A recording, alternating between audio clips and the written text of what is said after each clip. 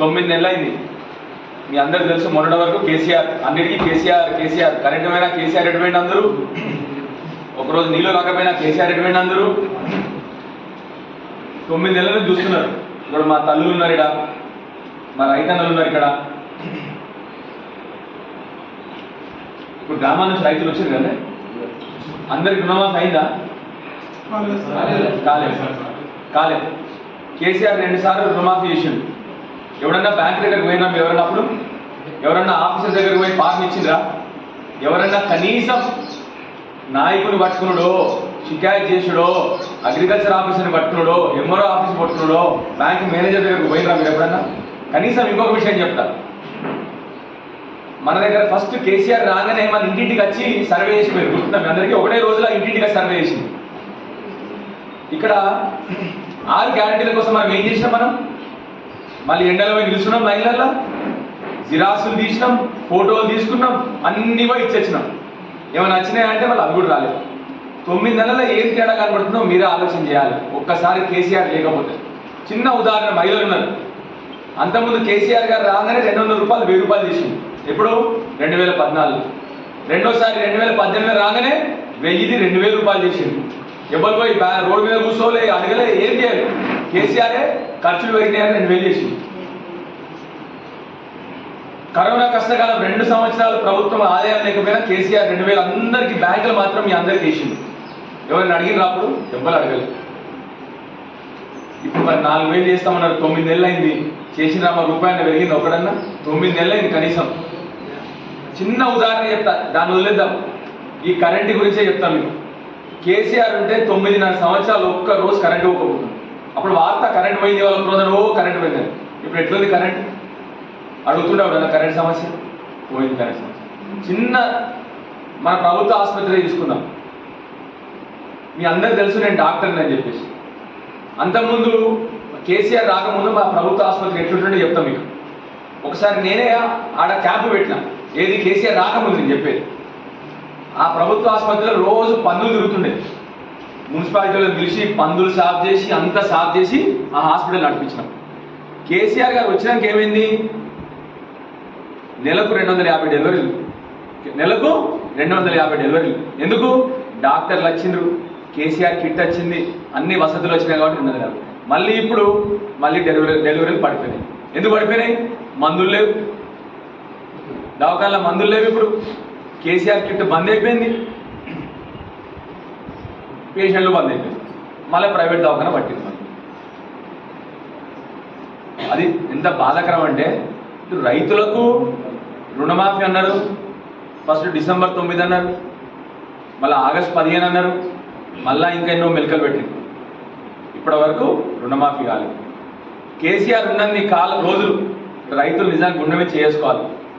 Corona కష్టకాలంలో కూడా 2 ఏళ్ళు అంటే 4 సీజన్లు. ఒక్కరోజున రైతు బంధు ఆగింది, అప్పుడు ఆగలే. ఇప్పుడు ఇలా వచ్చి 6 నెలలకే రైతు బంధు బంద్ అయిపోయింది. రైతులకు మళ్ళీ విత్తనాలకు లైన్లు ఇస్తున్నాడే. కరెంటు ట్రాన్స్ఫార్మర్లు మళ్ళీ కాలిపోతున్నాయి, కరెంట్ ట్రాన్స్ఫార్మర్లు. రైతు బంధు బంద్ అయిపోయింది, రైతు రుణమాఫీ రాలేదు. రైతుల కోసం గట్ల. మా అవ్వలకు, మా మహిళలకు అందరి ఇంటింటికి 2,500 పెన్షన్ అన్నాడు. అప్పుడు ఉన్న పెన్షన్లే సరిగ్గా వస్తలేవు. ఏమనంటే కేసీఆర్ అప్పులు చేసింది. మరి కేసీఆర్ ఇచ్చింది కదా, మరి నువ్వెందుకు ఇస్తలేవు? కేసీఆర్ రైతు బంధు ఆపులే ఒక్కరోజు కూడా. కేసీఆర్ రుణమాఫీ అంటే రుణమాఫీ ఇచ్చింది, అన్నీ చేసింది కేసీఆర్. కరెంట్ అంటే కరెంటు, నీళ్ళు అంటే నీళ్లు, సాగునీరు అంటే సాగునీరు. ఇంకొక పార్టీ ఒకరినేమో ఒకసారి అంటే మన దగ్గర కాదు కానీ వేరే దగ్గర మార్పు కావాలని కాంగ్రెస్ ఓటేసి మోసపోయింది. ఇక మన ఎంపీ ఎలక్షన్ వచ్చింది. ఎంపీ ఎలక్షన్ రాగానే ఏమైంది? అందరు మన వాళ్ళకి ఒకసారి దేవునికి వేద్దామని అక్షంతలకు వేద్దామని అక్షంతలకు వేసింది. ఏమైంది? మీకు ఒక విషయం చెప్పాలి, నిజంగా మా మా మహిళలందరికీ తెలవాలి విషయం. ఎక్కడైతే మన రాముని ప్రతిష్ఠించుకున్న అయోధ్యలో ఆడ పార్టీ ఓడిపోయింది. తెలుసా మొగోళ్ళందరికీ? అయోధ్యలో బీజేపీ పార్టీ ఓడిపోయిందన్న విషయం తెలుసా మీ అందరు కూడా? అయోధ్యలో బీజేపీ పార్టీ ఓడిపోయింది. అది కాక ఇంకొక పాపం బాధ అయింది.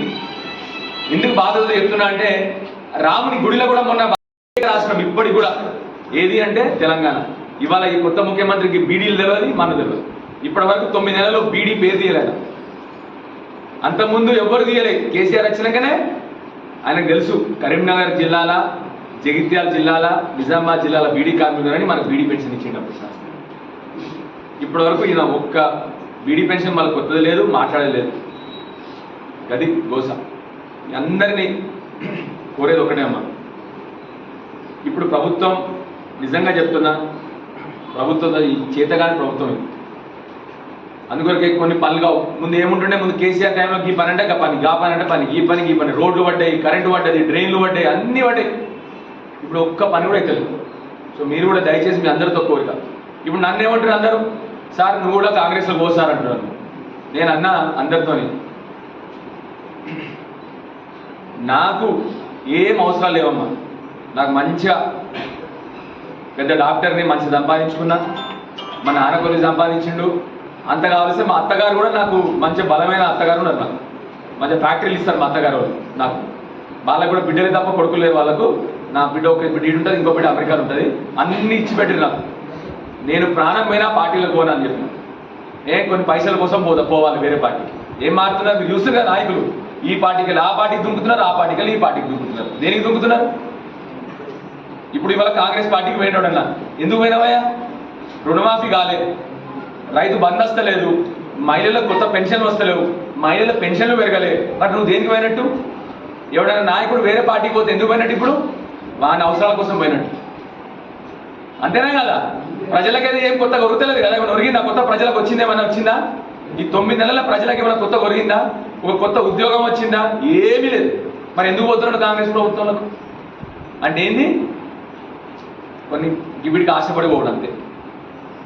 నాకు ఆశ లేదు, నేను ఎప్పటికి తలదించుకోను. మీరు నన్ను గెలిపించరు 100కు 100%.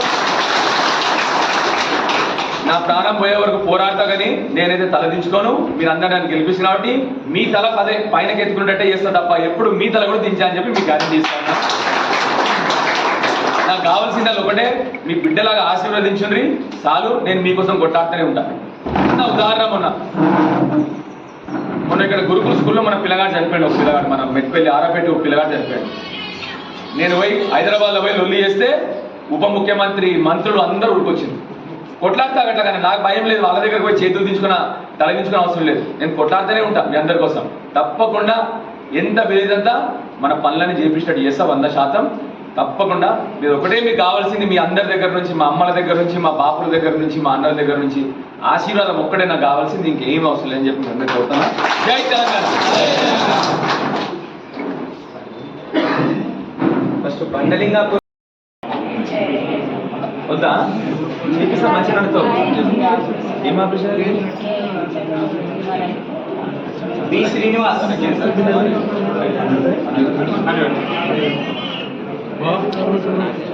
अच्छा नहीं ना श्रीनिवास जी नरेंद्र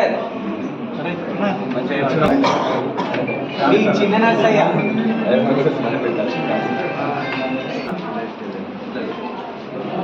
తర్వాత చౌలమతి గ్రామం బి నర్సు. చౌలమతి కే లక్ష్మి. మేడిపల్లి గ్రామం లక్ష్మి. తర్వాత గుండ్రికర్ల గ్రామం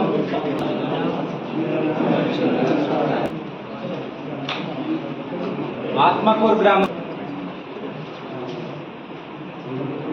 పిట్టంపేట గ్రామం, రాజేశ్వరరావుపేట గ్రామం,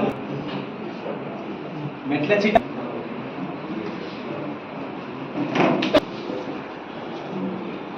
చింత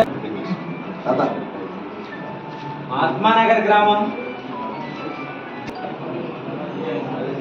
వెల్లుల్ల గ్రామం, ఎం రచన, వెల్లుల్ల గ్రామం, వి రాములు, వెల్లుల్ల గ్రామం, బి గణేష్, జగ్గసాగర్ గ్రామం,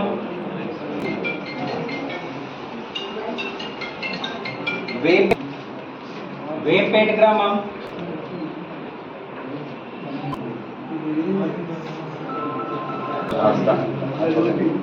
ఆత్మకూరు గ్రామం, బి లింగం.